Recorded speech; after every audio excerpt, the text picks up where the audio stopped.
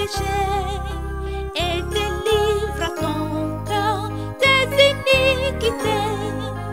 Va raconter l'histoire, raconte-la partout. Comment le Seigneur mourut pour les pécheurs. L'âme qui l'entend et qui manifeste la foi est aussitôt rendue pure par le Seigneur. Va raconter l'histoire de sa grande puissance qui te délivra de tes nombreux péchés.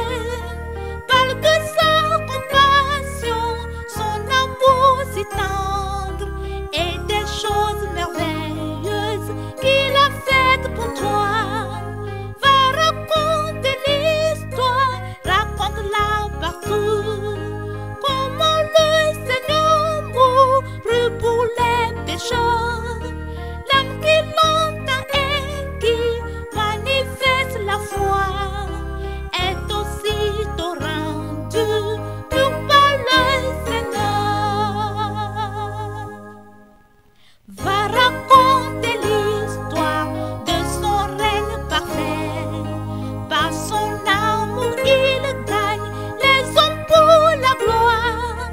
Bientôt il fera d'eux des princes pour toujours. Dans les belles demeures à prêter sur l'autre rive. Va raconter l'histoire, raconte-la partout. Comment le Seigneur mourut pour les pécheurs.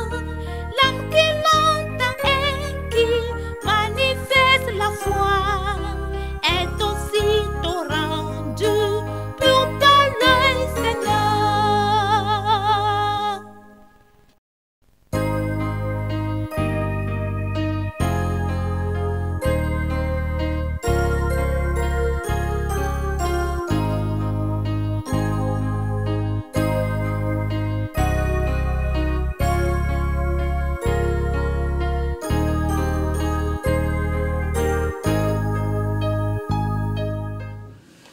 Dieu Tout-Puissant, nous te remercions et nous te bénissons.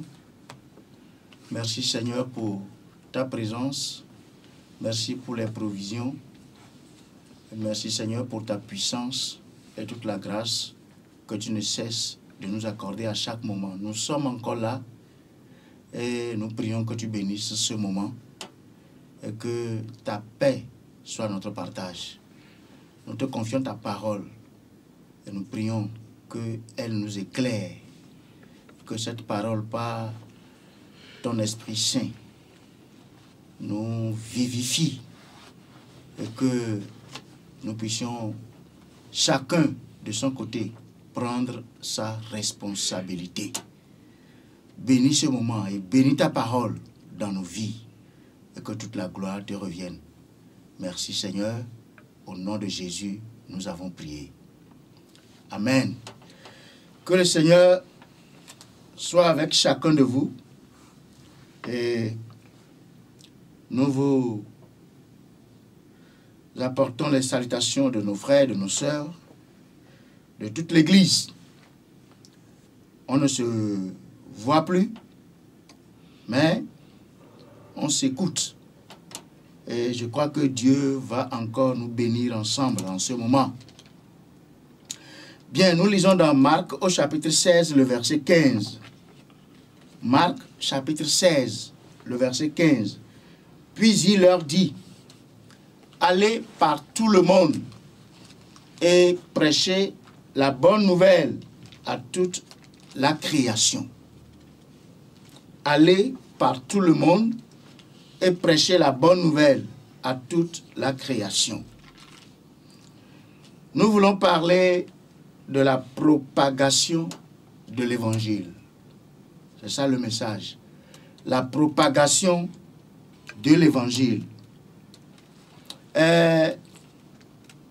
Au jour d'aujourd'hui, nous voyons clairement que le monde dans lequel nous sommes est assis dans les ténèbres. Le monde est assis dans les ténèbres et est en train de se détruire. Les hommes se détruisent entre eux. Les hommes parlent mal les uns des autres. Les hommes se combattent. Ils se font du mal. L'injustice sévit partout. La méchanceté et la violence sont au goût du jour. Le mal est à son apogée. Et tout ceci parce que l'évangile n'a pas assez d'impact sur le monde. Aujourd'hui, le monde a plus besoin de l'évangile. Le monde dans lequel nous sommes a plus besoin de l'évangile. Nous devons propager l'évangile partout et en tout temps. L'Église est instituée pour propager la bonne nouvelle de Jésus-Christ, faire de toutes les nations des disciples et faire observer les commandements de Dieu, faire observer les lois et les ordonnances de Dieu, les prescriptions et les voies de Dieu doivent être observées dans le monde. Et ça, c'est la mission, c'est le travail de l'Église. Et je dirais que l'Église a du pain sur la planche. Nous avons vraiment du travail à faire. Il y a du travail pour nous. Et les églises doivent enseigner aux membres à prendre leurs responsabilités. La propagation de l'évangile. Nous allons parler au point 1, on va parler du devoir primordial de l'Église. Le devoir primordial de l'Église. Au point 2, les disciples et la propagation de l'Évangile. Et au point 3, la diligence et la passion à l'évangélisation. Point numéro 1, le devoir primordial de l'Église. Nous lisons dans Matthieu, au chapitre 28, versets 18 à 20. Matthieu chapitre 28, nous lisons à partir du verset 18. Jésus s'étant approché, leur parla ainsi. Tout pouvoir m'a été donné dans le ciel et sur la terre. Allez, faites de toutes les nations des disciples, les baptisant au nom du Père, du Fils et du Saint-Esprit, et enseignez-leur à observer tout ce que je vous ai prescrit. Et voici, je suis avec vous tous les jours jusqu'à la fin du monde. Le devoir primordial de l'Église. Nous avons déjà aussi lu dans Marc 16, verset 15. Puis il leur dit, allez par tout le monde et prêchez la bonne nouvelle à toute la création. La propagation de l'Évangile est le devoir primordial de l'Église primitive. C'est une Église responsable. L'Église primitive est une Église responsable, composée de chrétiens bosseurs, de chrétiens travailleurs, des gens engagés qui bossaient, qui travaillaient pour le salut des âmes. Leur devoir était la propagation de l'Évangile. Ils étaient tous remplis du Saint-Esprit. Regardez dans Actes, au chapitre 1, verset 8. Actes chapitre 1, le verset 8. Mais vous recevrez une puissance, le Saint-Esprit survenant sur vous, et vous serez mes témoins à Jérusalem, dans toute la Judée, dans la Samarie, et jusqu'aux extrémités de la terre. Voilà. Dans l'église primitive, les disciples étaient tous remplis du Saint-Esprit. Et leur passion était de propager la bonne nouvelle de Jésus-Christ et faire des disciples. Et ils ont réussi. Dans Acte 1:8, on vient de lire, Jésus-Christ dit, vous recevrez une puissance, le Saint-Esprit survenant sur vous, et vous serez mes témoins à Jérusalem, dans toute la Judée, dans la Samarie et jusqu'aux extrémités de la terre. Ils avaient réussi leur mission. Et c'est pour cela que, au jour d'aujourd'hui, nous avons l'évangile dans nos pays. Voilà. Deuxième chose, le disciple et la propagation de l'évangile. Le disciple et la propagation de l'évangile. Je voudrais dire ici que les chrétiens de nom sont nombreux aujourd'hui. Et j'insiste, les églises sont remplies de gens qui ne sont pas convertis. On ne devient pas chrétien parce qu'on est baptisé. On devient chrétien quand on se répand de ses péchés et qu'on se convertit et qu'on fait de Christ son Seigneur, son Sauveur. On croit au Seigneur Jésus-Christ, qu'il est mort pour nous, et on se répand de ses péchés et on se convertit. Voilà.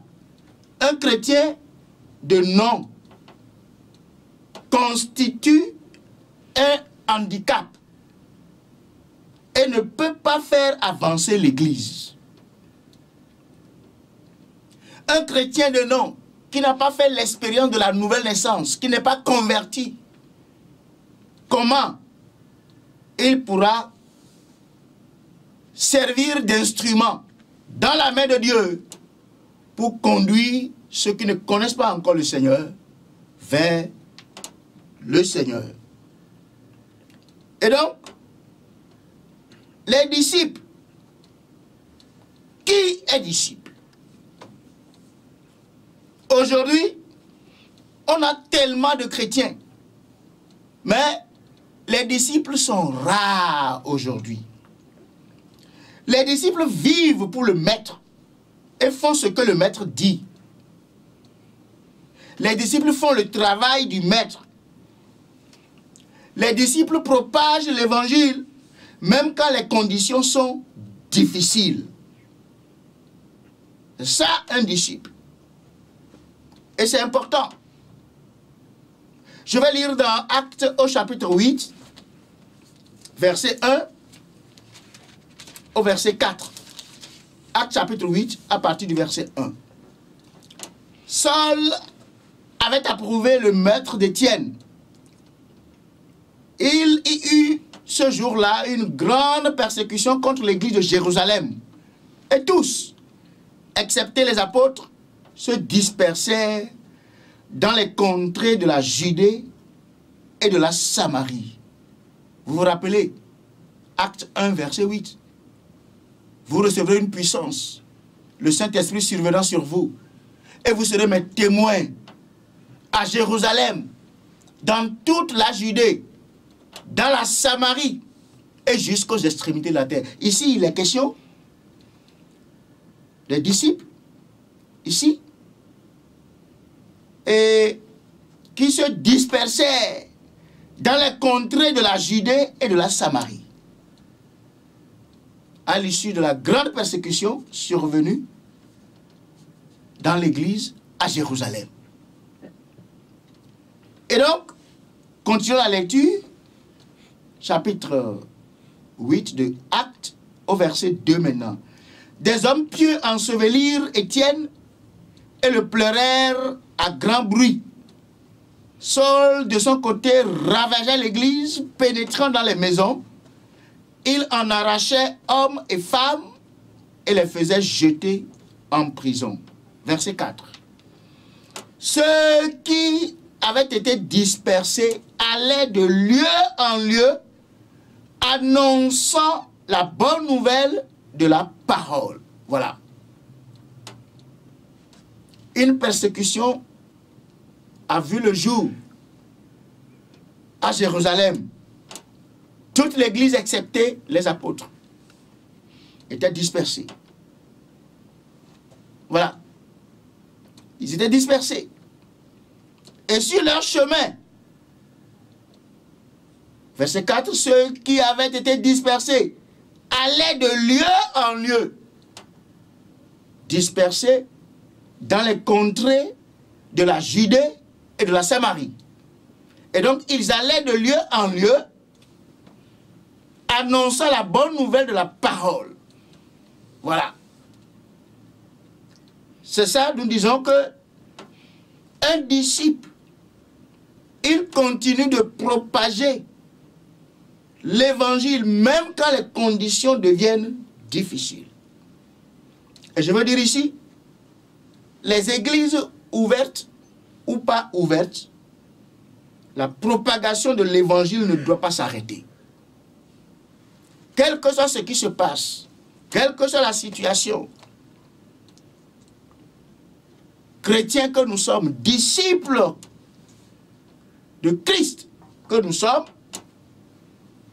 nous devons continuer de propager la bonne nouvelle. Les temps difficiles sont là. Nous sommes dans les derniers temps. Et l'évangile mérite d'être davantage propagé. Ne ralentissons pas. C'est le moment d'accélérer. Et la question est de savoir où sont les disciples dans les églises aujourd'hui. Si vous êtes un disciple vraiment, propagez l'évangile autour de vous. N'attendez pas qu'on vous motive d'abord. C'est votre devoir. C'est votre responsabilité. Et cela doit être votre passion. Christ compte sur vous, même en ce moment difficile. La troisième chose, maintenant, la diligence et la passion à l'évangélisation. La diligence et la passion à l'évangélisation. Nous allons lire dans 1 Corinthiens au chapitre 9, les versets 16 et 17. 1 Corinthiens, chapitre 9, versets 16 et 17. Si j'annonce l'évangile, ce n'est pas pour moi un sujet de gloire, car la nécessité m'en est imposée. Ça, c'est l'apôtre Paul qui parle. Si j'annonce l'évangile, ce n'est pas un sujet de gloire pour moi. Oui. Ce n'est pas un sujet de gloire. Car la nécessité m'en est imposée. Et il dit, et malheur à moi si je n'annonce pas l'évangile. Malheur à moi si je n'annonce pas l'évangile. Si je le fais de bon cœur, j'en ai la récompense.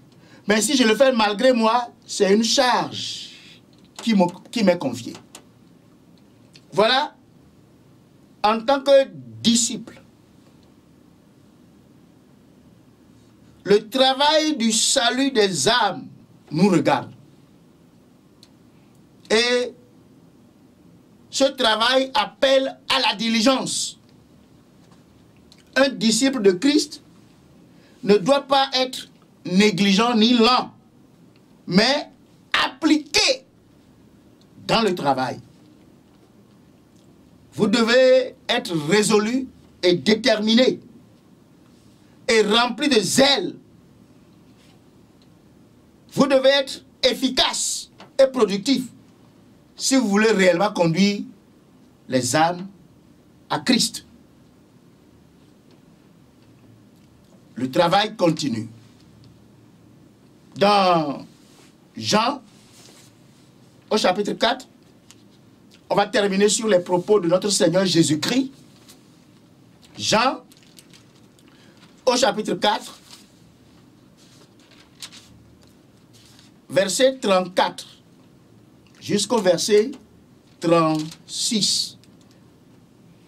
Jean 4, 34. Jésus leur dit, ma nourriture est de faire la volonté de celui qui m'a envoyé et d'accomplir son œuvre. Ne dites-vous pas qu'il y a encore 4 mois jusqu'à la moisson? Voici, je vous le dis, levez les yeux et regardez les champs qui déjà blanchissent pour la moisson. Celui qui moissonne reçoit un salaire et amasse des fruits pour la vie éternelle, afin que celui qui sème et celui qui moissonne se réjouissent ensemble. La diligence et la passion à l'évangélisation. Je veux dire que c'est maintenant le temps du salut. Les champs sont déjà mûrs pour la moisson. C'est ce que le Seigneur Jésus nous dit. Les gens sont prêts à recevoir l'évangile.